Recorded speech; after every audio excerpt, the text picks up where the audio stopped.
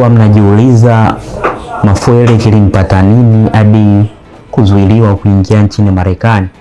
Basi maswali ni mengi sana, na leo niko hapa kukufafanulia kwa undani ilikuwaje hadi ikatokea kama iliyotokea kwa Kamanda Faustin Mafuele.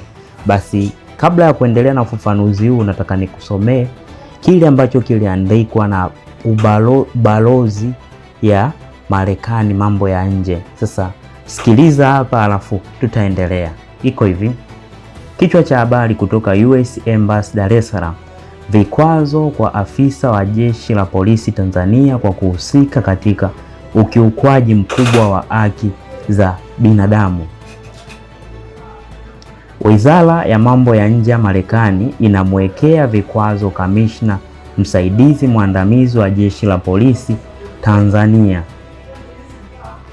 Faustin Jackson Mafuele chini ya kifungu cha 731 C ndani ya mabano koma kutokana na taarifa za kuaminika kwamba alihusika katika ukiukwaji mkubwa wa haki za binadamu.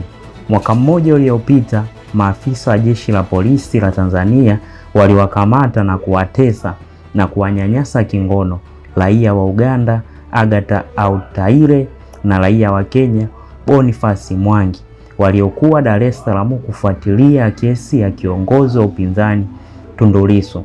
Vikwazo hivi vinamzuia Mafuele kuingia Marekani.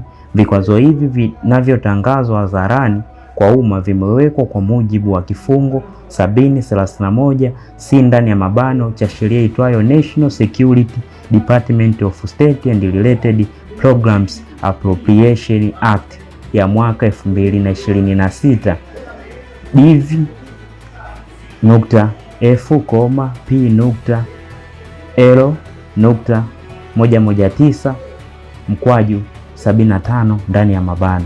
Mark Rubio, waziri wa mambo ya nje wa Marekani, Mei 21 mwaka 2026.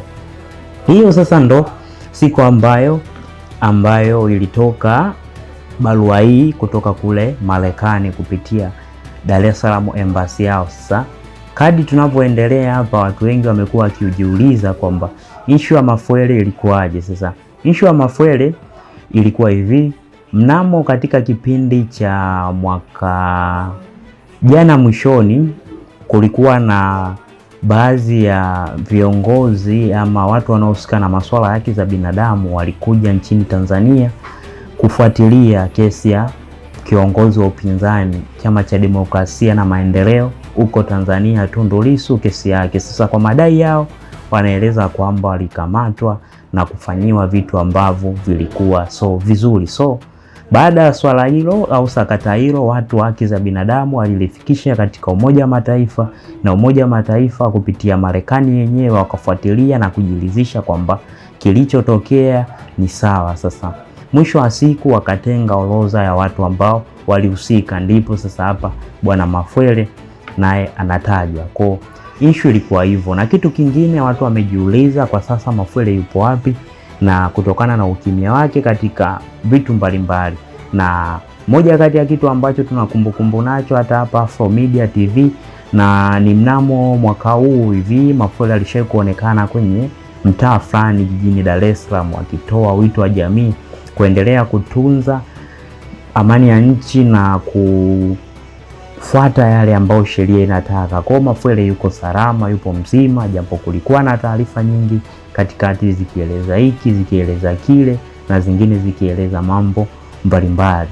Bwana, kitu ambacho serikali imezidi kusisitiza ni kwamba Tanzania huko na Afrika Mashariki, Afrika kwa ujumla, kuendelea kudumisha amani yao bila kuathirika na vitu vyovyote ambavyo vinaweza vikawa chanzo au chachu ya amani hiyo kutetereka. Tunaona Afrika bwana imepitia mambo makubwa, hasa mwaka jana kulikuwa na chaos nyingi sana, kulikuwa na maandamano mengi sana, watu wamepokea hasara kwa sababu hata katika maandamano kuna baadhi ya hasara kubwa zilipatikana, hasara za kibinadamu na hasara za vitu ambavyo binadamu wanavimiliki. Kwa hata wewe mwana Afro Media TV, hakikisha amani inakuwa jambo la kwanza kuliko kitu chochote. Fanya chochote ili udumishe amani. Tulikuwa na taarifa hiyo hapa Afro Media TV na tukakusogezea kwa karibu tukakuchambulia kwa karibu na kwa wepesi bila kukuchosha. Na kama unahisi video hii imekusaidia, basi bonyeza button ya like, alafu achia mawazo yako kwenye uwanja wa comment. Kama hujawahi kusubscribe, subscribe sasa. Hii ni Afro Media TV. Asante kwa kuwa nasi.